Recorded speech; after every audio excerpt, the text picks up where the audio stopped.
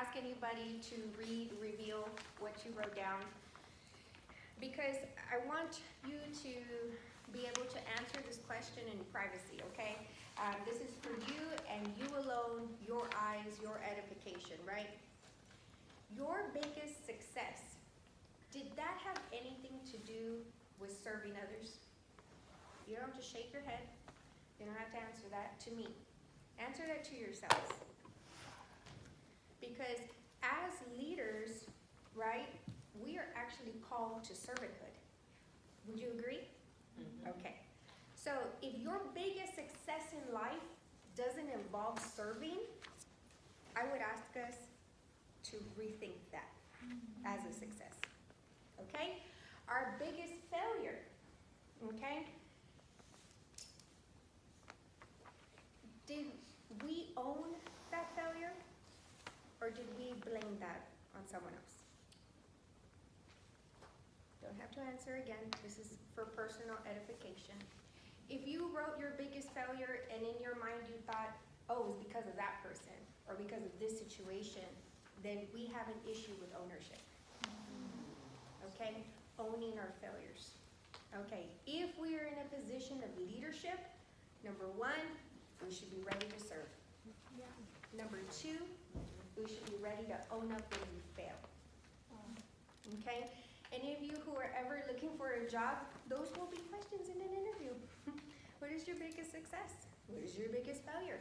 Because the person interviewing you wants to know, does it involve serving others? And secondly, can you own up? Because who wants to hire somebody who's not coachable? Yeah, it's true. I won't hire somebody like that. Because then they're always right. And they'll never own up to what they did wrong. Okay? All right. That was the opener, okay, for what we are going to learn about, which is page 1, the forbidden phrase. Okay. Now, these words are from Craig Rochelle. They're not Monique's words, okay? So don't get mad at Monique. Okay, it says here, in this episode, Craig discusses 3 words that shouldn't be a part of a leader's vocabulary. Everybody, 1, 2, 3. Our people won't. This is the forbidden phrase. Some variations include, our team never, my staff won't, our volunteers don't, our middle managers refuse to, our sales force just doesn't, or my kids won't. It's important to watch for qualifiers to this phrase based on geography, demographics, age, education, or cultural differences.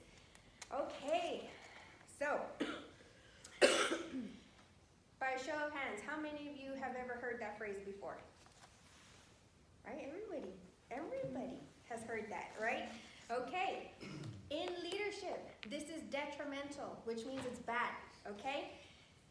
If we look at the people that we're leading, and mind you, not just leading in the church, if you're leading brothers and sisters, if you're leading children, if you're leading a business, if you're leading co-workers on a team, wherever you are in a position of leadership, if you begin to state, our people won't, or they won't, the students won't, my brother won't, okay, then what we're doing is we're casting blame. So let's go to the next paragraph. Anytime we say some version of the forbidden phrase, we are casting blame.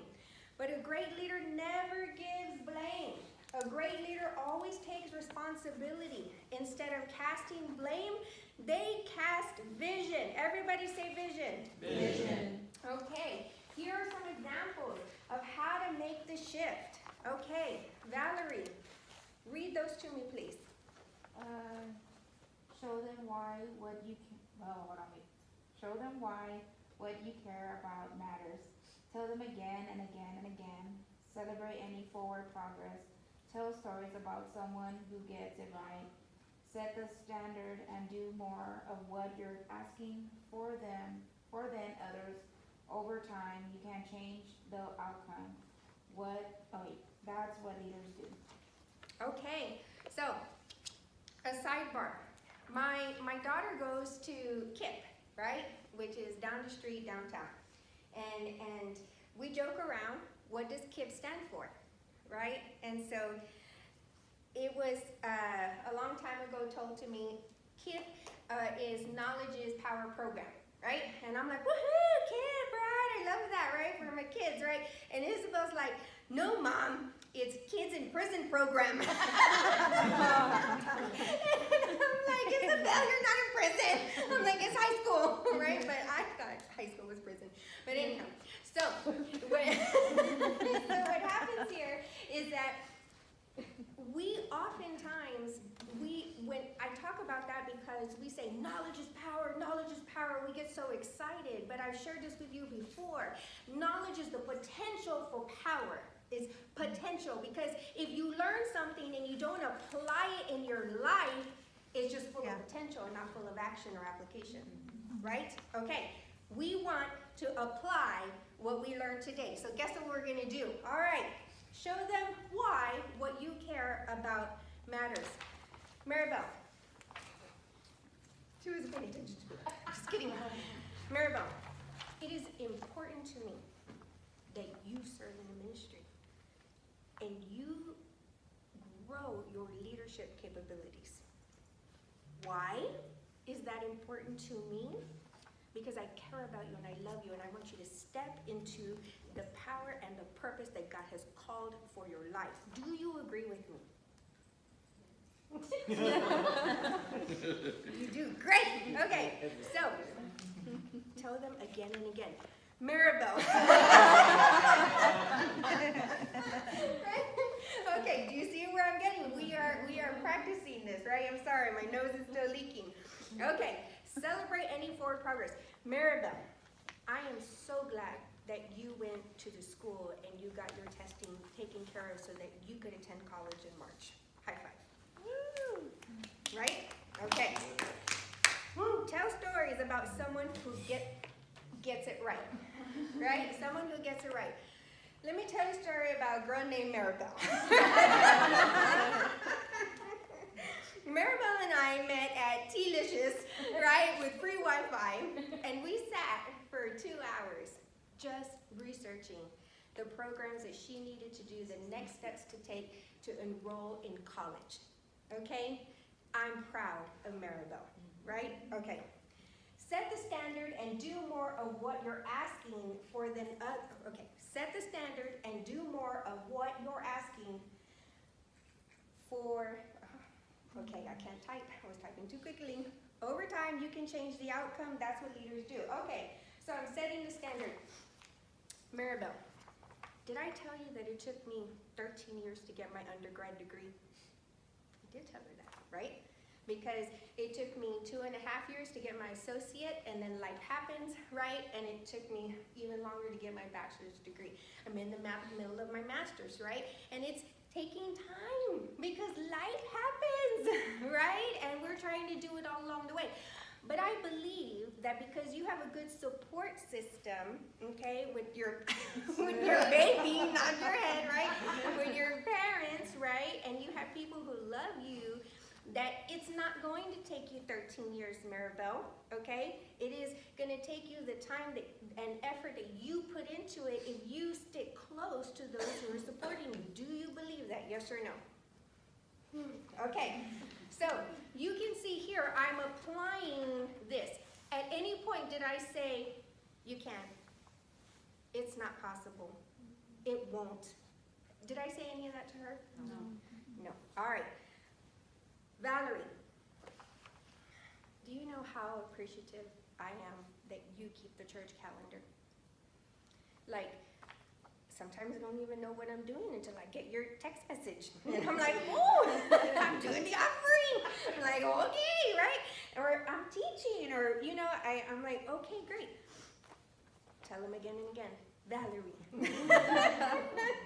When it comes to any sort of event here at the church, I know that if I have a question and I can't get a hold of Pastor Chris, you're the person that I need to contact. And I appreciate you for that, okay? I'm gonna celebrate any forward progress. Valerie, it's gonna get better and better this year. Do you believe that? Amen, amen, amen. Valerie and I used to go and eat at Bill Miller's, remember? Yeah, about me. I had sandwiches. Because I kept her out late. I did, okay. So, Bill Miller's not the club.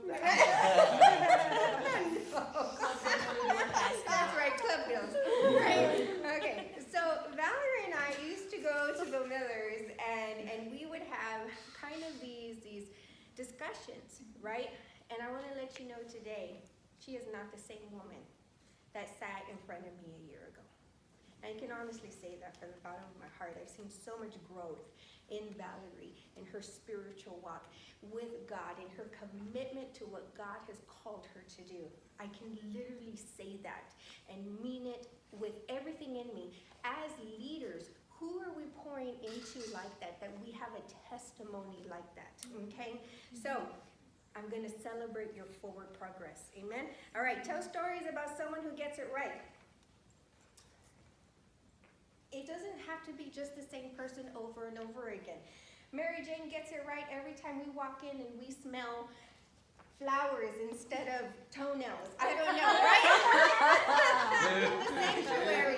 Because when we vacuum, do we not pick up nails? Nail clippings? I don't get it, but it happens. Yes, it happens. People are bored in church. I don't know why, but apparently they are. So, I celebrate what Mary Jane does, right, for this house, okay? Now, we have to set the standard. So, what happened is I told my husband, we need to participate in more ministry, so my daughter and I signed up to clean. Oh my goodness, the first day we cleaned, I was like, you gotta be kidding me. I was sweating, right? And I was like, it took us, 45 minutes, and I was just doing half the sanctuary vacuuming. And I was like, oh my gosh. And I didn't understand what it took to clean the house of God. I didn't understand that, okay? And so it says here, you have to commit and do as a leader, right? So I'm glad that I've done that, okay? I'm up here as a leader teaching because a year from now, what do I expect you to do? To be teaching as well, okay? So I'm doing it first, right? So that you guys can come up, and that's if I've done my job well, okay? Because if you just get up here and you read like this, right? And we can't apply what we're learning, then there's an issue, right? We might put you for the next season to teach, right? Okay. So, now, these are my notes here. It says, we can manage by disappointment or by success. If we approach a project with an attitude of disappointment, then we have created a space for failure before we have even begun. As leaders, we set the tone, ever mindful of why and who we are serving. Would you agree with that statement? Yes. Okay. So, what does this mean? Okay. So, let me tell you this story. I don't know if I told you this already. I have so many stories. I was serving in a ministry, right, for the young youth girls. And I was a single mom at the time, didn't have any money. And I was supposed to be at the leadership meeting the night before the conference. And that required that I drive in and get a hotel room. So I told my fellow leaders in the ministry, and I said, I don't have any money for the hotel room, let alone gas, right, to get over there. I'm a single mom, whatever. And I said, I think I'm going to go and ask the pastor, for church funds, to help support me because I'm the leader of that ministry and I need to be there as leadership. Every single one of them started laughing. Like, good luck, sister. I was like, what? Right? And I was like, no, I feel confident, This is a church event, right? Okay. So they said, we'll pray for you, sister. I said, okay. So we're sitting at the meeting to discuss all the girls going to the conference, and I was like, and then she goes, yes, the pastor. Right, this isn't Pastor Chris, by the way, right? And so I said, well, I'm asking for church funds to help me pay for gas and pay for the hotel room because I have to be there for leadership. Oh my gosh, I got totally ripped apart, railed into in front of all the leaders because I didn't have faith. I wasn't doing what I needed to do to raise funds. I mean, she just ripped me apart. And the other leaders are like,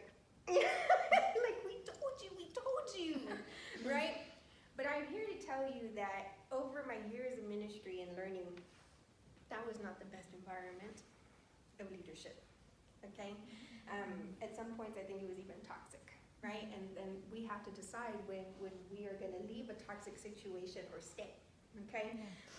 I ended up going to the leadership meeting on my own dime, right? I don't know how that happened. I don't know what I did back then, those years. But ministry was important to me then as it is now. And, but I'm here to tell you that even in that event, right, I could have managed by disappointment or managed by success. So if I was gonna manage through disappointment and listen to my peers, right, who said, it's not gonna happen, then failure was already created. That space of failure was already created for me, right? And indeed it was, because they did tell me, good luck, right? Okay, so I still had the fortitude, the boldness to go up and still ask, right? Because why? I was managing by success. I said, you know what? I need to get there. And there's nothing that's gonna stop me from getting there. I just need some help. Okay, so what happened? I got shot down. There was still that area of failure that existed. But did I manage by failure and disappointment, or did I manage by success? In our ministries, our respective ministries, we can walk into the situation and say, my people won't do this. Then we're managing by disappointment.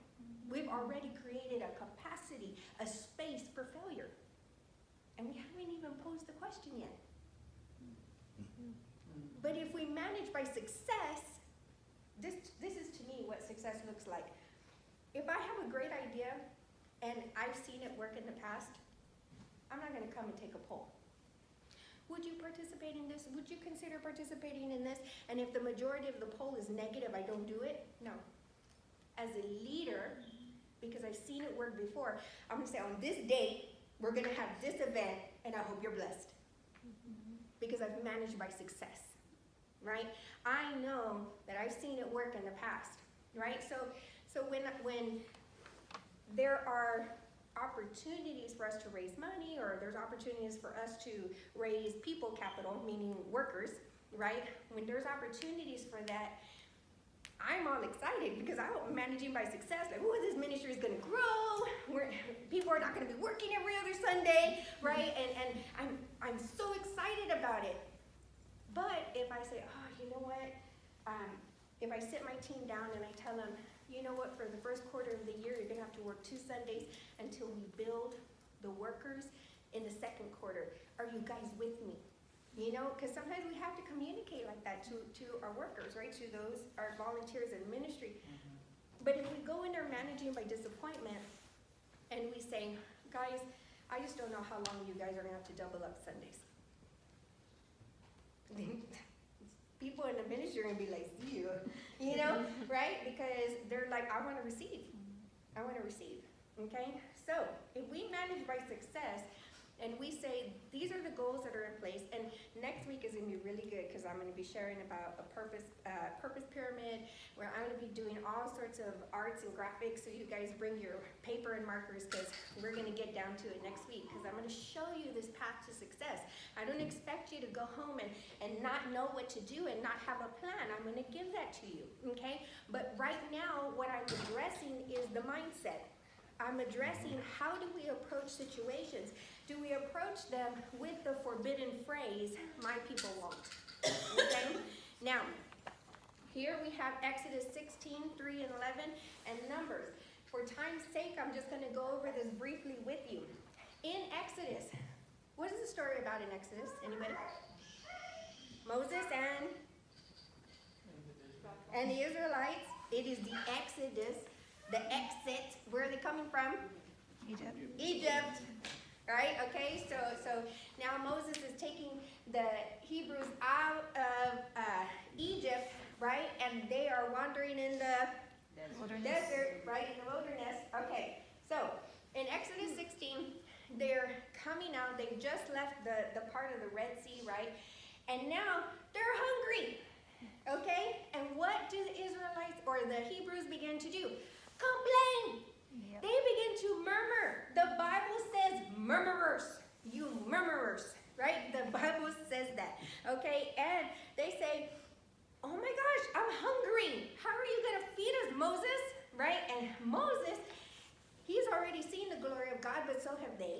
because they experienced the 10 plagues, right? They saw the power of God through the Red Sea, and now they're complaining. So what God does is he says, you know what, go ahead, Moses, and tell them I'm going to feed them. And I'm going to not only feed them, I'm going to show them my glory. Oh my gosh, they weren't even asking to see his glory. They were just murmuring and complaining. Okay, so then what happens is that God says, I hear your murmuring. It's in the Bible, okay? I hear your murmuring. I hear your complaining. And I'm going to send manna from heaven. And he sends also quail, meat, for them to cook, right? And then there's a cloud of glory in which they can view him. Isn't God good? Yes. Okay, God's good. Right, all the time. Okay, so when we manage by success, right, or we manage by disappointment, Moses could have been like, you foolish complainers. You know, did you not just see what I saw? And he could have gone to God and say, don't bless these people, right? He could have said that, but he didn't. He managed by faith and success and said, go ahead, Lord, feed him. And here God comes and not only feeds him, shows him the glory. All right, doesn't stay the case. Going to Numbers, right? In Numbers, here we are again. The Hebrews are complaining. Bunch of complainers and whiners, right? And there's this time they add insult to injury and they say, were we not in pots of meat and vegetables in Egypt? And now you bring us out into the wilderness with nothing, rocks? I mean, they're like, oh my gosh, you're talking like that. And I mean, I was like, really, people? I got mad. And guess what? Moses got mad. Moses got mad. I can't even imagine walking with these people for 40 years and seeing God as a pillar of fire at night, right? And cloud during the day and manna from heaven. I mean, I cannot even imagine seeing that. And then these people have the nerve to complain. So then they said, we're thirsty, right? And so this is a story in Numbers where Moses hits the rock twice. Y'all remember this, right? Pastor Oscar has preached on this. So what does he say? Oh, you murmurers. Right? Moses is mad and he shows his true colors. And the Lord instructed him to hit the rock once, but he hit the rock twice. And what did that cost him? The promised land. The promised land. Melanie, it cost him the promised land. Did he manage by disappointment or did he manage by success? Right? He got tired because he's human. Right? We see this in the Bible. We see that Moses is like, oh, you people. Okay, bring it back to us. How many times do we get tired? The volunteers, don't answer this. We get tired of the volunteers that work with us, right? Right? Toes in, right? Right? How many times do we get frustrated, right?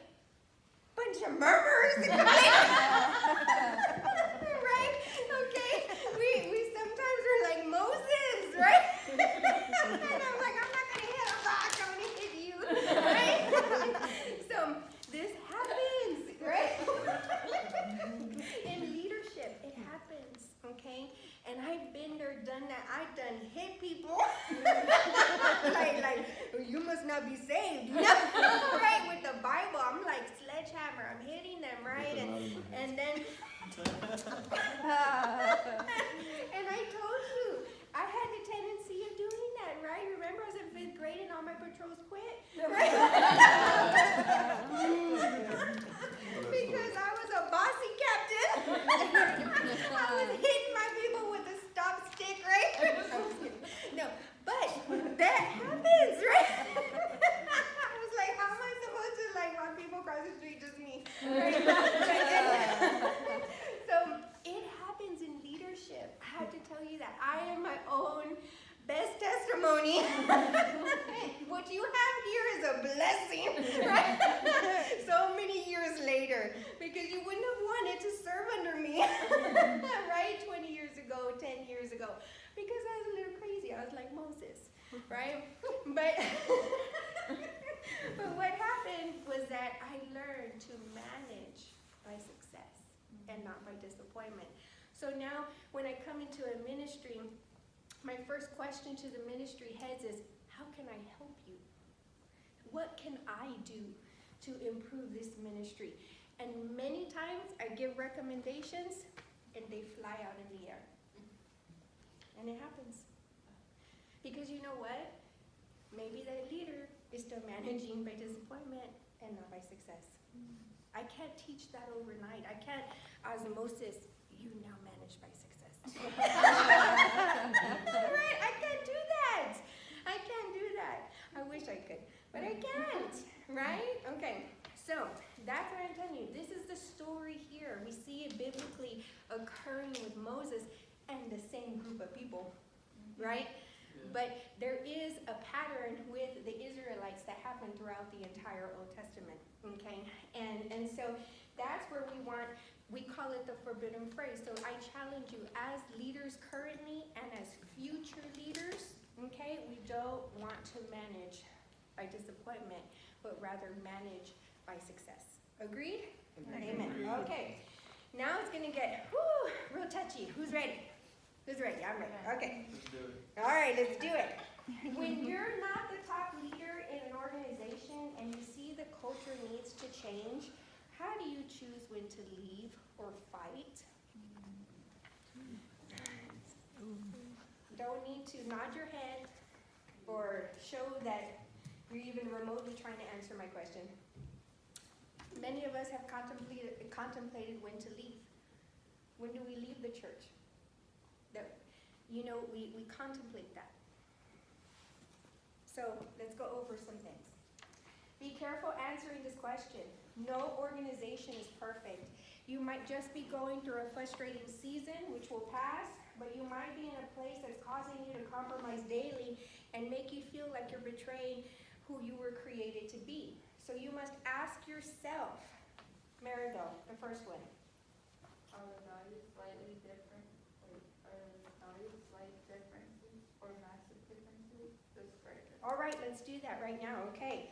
Are the values slight differences or massive differences? What are the values of House of Freedom? House of Freedom desires to reach the nations, right? That they want to bring the joy and the peace and the freedom of Christ, of who God is, to other people. Is that different than your value system? Don't answer that. If it is not different, then I think you should say. Okay? So, but you have to ask yourself these things, okay? Can you continue to make a significant difference? Well, number one, are you even in a position to make a difference? Don't come up here and tell me you want to leave and you haven't even tried to make a difference in this ministry. All right, stepping on toes. Or do the differences in values limit your ability to do what you can do, okay? What are some of the other values that we hold dear in the church, right? We hold learning. You're here on a Friday. We're doing a Connect group on leadership. We're doing a small group on friend of God, right? We do missions trips all the time. We do men of armor and women of worth. These events, do they either conflict with your value system or do they agree with your value system? You have to consider these things. If things don't change significantly, can you see yourself being supportive of leadership 2 years from now? Or will the value difference cause too much frustration? See, for some of us, we don't even need to answer these other questions. Because why? The first question is there too much of a value clash? If your values are not clashing, then maybe we're managing by disappointment and not by success. Do you see how the two go together? Okay. Do you think your values are so different that it would be a relief to most of your leaders if you moved on to a different place? Hallelujah! In some ways, you got to ask yourself, would they be better off without me? You got to ask yourself that question. The leadership is not asking, oh, we would be better if they just left or whatever, right? We have to be introspective about ourselves and what we are bringing to the table for ministry. Are we bringing contention, right? Conflict? Or are we bringing cohesion, collaboration? Are we all working together towards the same goal? If you're married, what does your spouse think? was at a church, and one of the ladies, she came and she was like, oh, Sister Monique, I just want to prophesy over you. I just want to lay hands on you. And I'm like, ooh, I don't know this lady, right? She's been here like 3 or 4 times in the church, and she gets all, woo, right? And so I'm like, I don't know, right? And I look at Manny, right? And Manny's like, right? And I'm like, okay. And I'm like, thank you, sister, but I have to go. Right? And I'm like running away from her. Right? And the reason why, okay, my husband, who I'm very, very thankful for, I love you, honey, is that we knew she came from a different church, and we knew the pastors of the other church. We don't burn bridges, we build bridges. My husband and I, we have lots of relationships with pastors in the city. So anyhow, we knew them very well. We loved them dearly. And what was happening was that her husband was serving in leadership at that other church, but because she was not being used in the way that she wanted to be used, she left that church. So now in the same household, husband is at one church, wife is at another. How's that sound? And she wants to come and prophesy into my life. What did you prophesy? Dissension? Conflict? Divorce, right? So my husband is like, right? And she had a sweet tone, like sweet, but I knew something was kind of off. I was like, okay. And then I talked to my husband later, and then I was like, ooh, I can see clearly now, right? And so I understood it. And what was so sad is that those pastors that we knew, it broke their heart. But they had to have her husband step down from ministry because the house wasn't right. How could he be leading as a deacon and his wife was at another church? He's an associate pastor. He was the associate pastor, excuse me. So he had to step him down, right? Isn't that crazy? That's crazy. So sometimes we need to ask ourselves, right? Okay, what does our spouse think? And really take that into account, okay? Now, based on all of these answers, what do you think you should do? So, I tell you this, not because I want you to ask whether you should leave this church or not. No, you're in leadership. That tells me you're committed. You're committed here. But what if somebody comes to you and says, I don't think House of Freedom is for me anymore? No violence, sister. Come on, Moses, come back. So, that's the thing, is that what if you are posed with these questions? Now you know a framework to take them through. You have it now. What are your values, right? What are the church's values, right? I expect you to take them through a framework. Because remember, they don't need our psychoanalysis. They need the Word of God. Okay. Now, what are the practices that contribute to an unhealthy staff culture, and what are the practices that contribute to a healthy staff culture? Okay, so these were supposed to be side by side, but they're beneath each other, and that's okay. Unhealthy, unclear vision and values, weak communication, avoidance of tough issues, little or no true feedback, limited ability for the whole team to contribute, no goals, no direction, no celebration of wins. All right, so next week we are going to expand on this. If you are in charge of a ministry right now, Matzi, Hebrews Cafe, don't answer this now, and nobody answer for her. Does Hebrews Cafe have an unclear vision? Does Hebrews Cafe have weak communication? Right? Okay, I'm gonna stop right there. Okay, so Joyce, you own a business. What is it? Heavenly Facials? Heavenly Divine Facials. Heavenly Divine Facials. All right, Joyce, does Heavenly Divine Facials have an avoidance of tough issues? Does Heavenly Divine Facials have little or no true feedback? you have no goals or directions. And I say you because you're a sole proprietor, you're a business owner, okay? I don't need you to answer that. I'm just asking you. This is a framework for business owners, right? You What did the, have I'm sorry, what did the first question mean? the first question. Which one? What you just asked, the first question you asked. So, what I'm doing is I'm reading right here where it says unhealthy practices. Oh, okay. And I'm asking, does heavenly divine facials have an unclear vision Oh, and values? Okay? So, and I'm just posing that question. Now, let's take it down to the bottom. Ronnie, does Kingdom Kids Ministry have a clear, compelling vision and values? Does Kingdom Kids have strong communication? Do you address problems and issues quickly, etc., etc.? Mary Jane, looking at the cleaning ministry. Do you have unlimited contribution from the whole team? What that means is that, do you say my way or the highway? Or,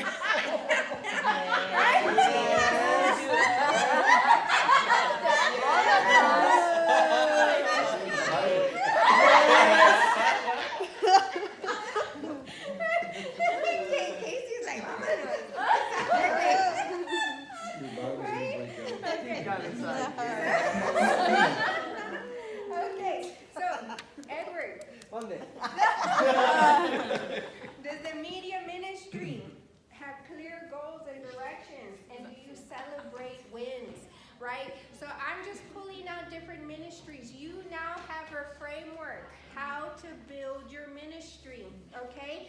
For those ministries that are not here tonight, we are not islands unto ourselves. This is not just your name on it. You can share. Okay? You can share this with people.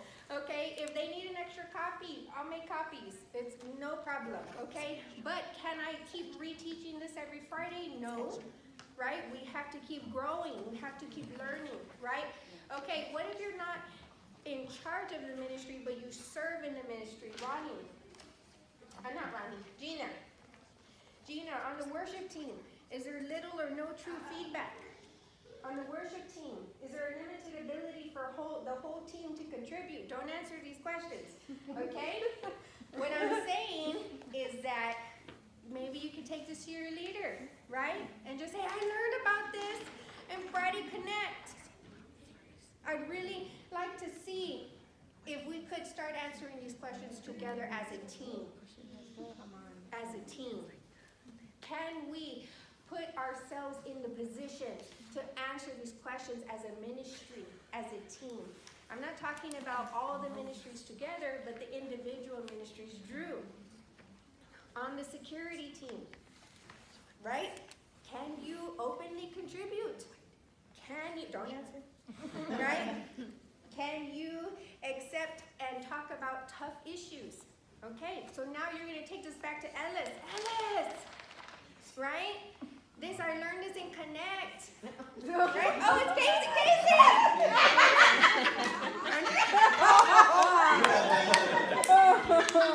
You didn't do the Bible. I only hit you once, so don't make it into the promised land.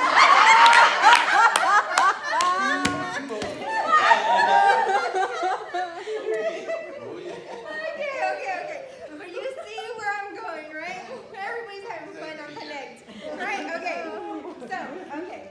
Remember, you don't have to know it all or be perfect as a leader. Be yourself. People would rather follow a leader who is always real than one who is always right. Right? Okay. So, what does that mean? I stand up here before you and I love to share about my life so that you can identify with my experiences, because I try to be real before you, right? I have done ministry for a long time and it's hard. It is hard. But I love ministry. And if you didn't love ministry, you wouldn't be here. Right? Okay, so now I'm going to take you through one more thing. And this is where I told you we're going to run late. But if you have to leave, that's okay. Okay. This is called an invitation challenge quadrant. Okay? If you draw across here, we have invitation right here on the x-axis, and on the y-axis we have challenge. Okay?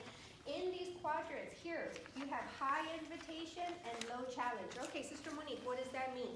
Invitation. Invitation means I invite you, we're gonna have food, we're gonna have fun, we're gonna have games, and this is for this X ministry, right? X ministry is so much fun, like Forerunners, man, you guys are a lot of fun, right? With Forerunner, you, right? You guys do all these costume things or whatever. I wanna be a Forerunner, right? Okay, so that's high invitation. Do you see that? Okay. Low challenge, how many of you are growing instead of having fun? You don't need to answer that.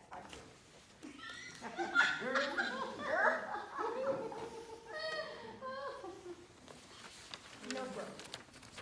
In this quadrant, we have no growth.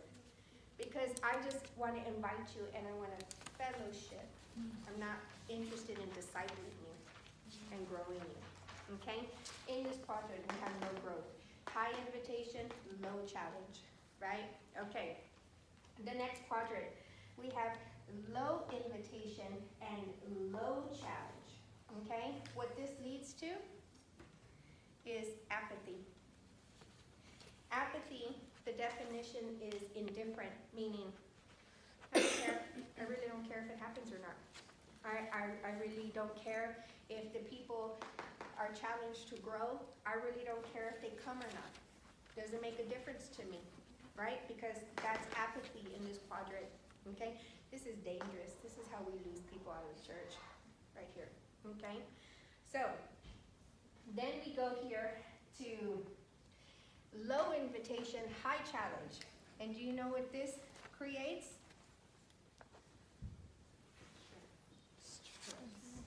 Stress. So this tells me, you know what? There's not a lot of invitation to fellowship. I'm not going to that ministry, and they're not going to feed me candy, they're not going to give me gifts, or, they're not going to do anything, right? It's a low invitation. However, they expect everything from me. They expect me to show up on time. They expect me to do more than 2 Sundays, 2 Wednesdays a month. High expectation leads to stress. Stress leads to burnout. Okay? Again, low invitation, high challenge. All right, what quadrant is left? And this is high invitation and high challenge. And what this leads to here is growth. If I could, on Sundays, I would run up and down this altar and do cartwheels and invite everybody to connect. If I could feed all of you every Friday, right, I would, right? I really would, because I want high invitation. I believe that everybody in the church should be in this class, especially every leader, okay, in the ministry. And there is indeed high challenge. Do I not challenge you in this class? Right? Are we not learning in this class? Yes.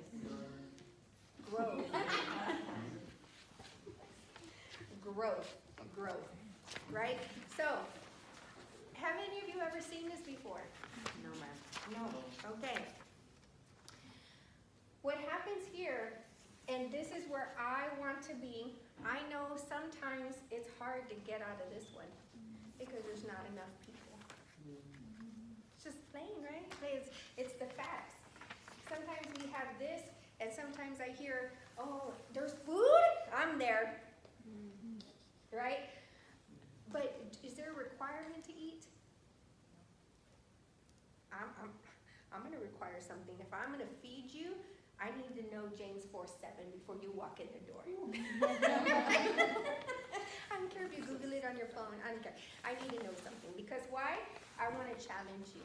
I want to challenge you, right? Okay? It is, and I don't want anybody to feel condemned. I don't want anybody to feel like, Sister Monique, I'm in this quadrant. All right, let's work out a strategy. Let's work out a strategy to get out of that quadrant, right?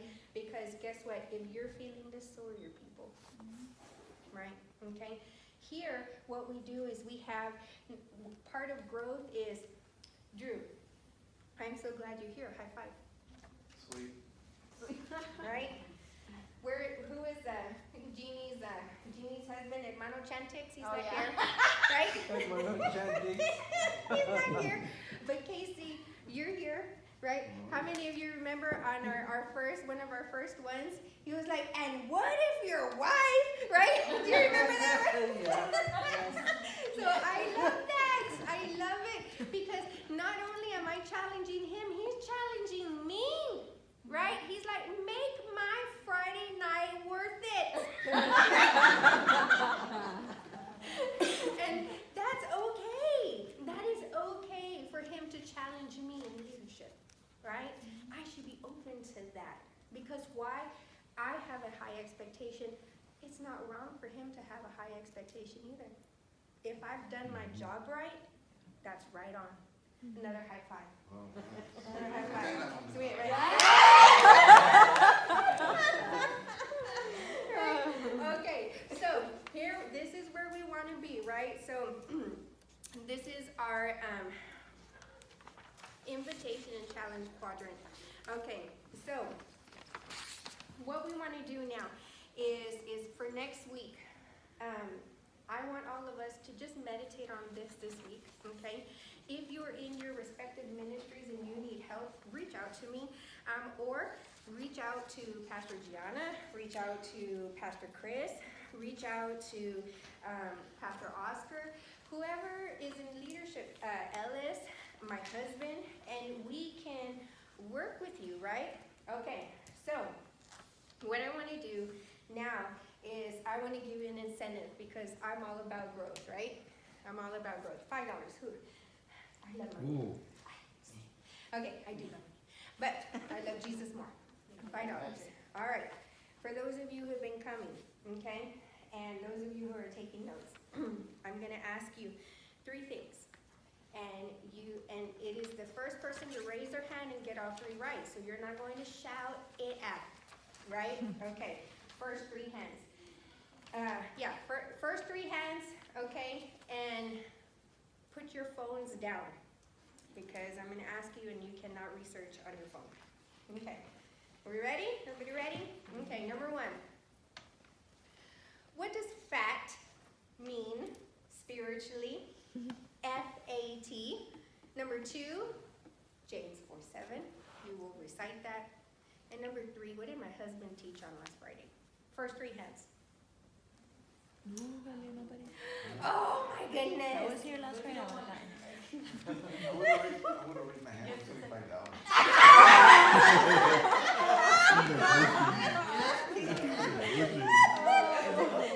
Casey, don't be afraid. Take out my notes. Okay, so, all right, okay, let's do trivia. Okay, then.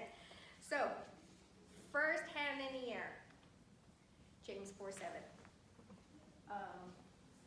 Submit to God. Submit to God. Resist the devil, and he will flee. You go, girl.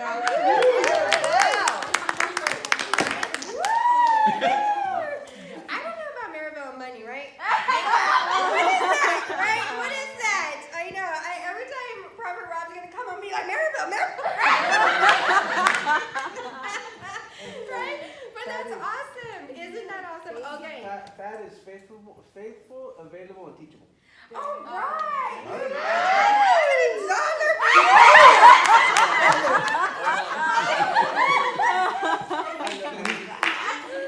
That's awesome. Okay. Oh, look, I got another $1. Woohoo. Okay. The other question What is going to be did? I didn't hear you. What did my husband teach on last Friday? Worship. I wasn't here, but it was Okay. Let's be more specific. Raise your hand. It was about worship. Isabel, you don't count. I don't. Were you in the class? Yes, Okay. Oh. What did he teach on? On leadership and worship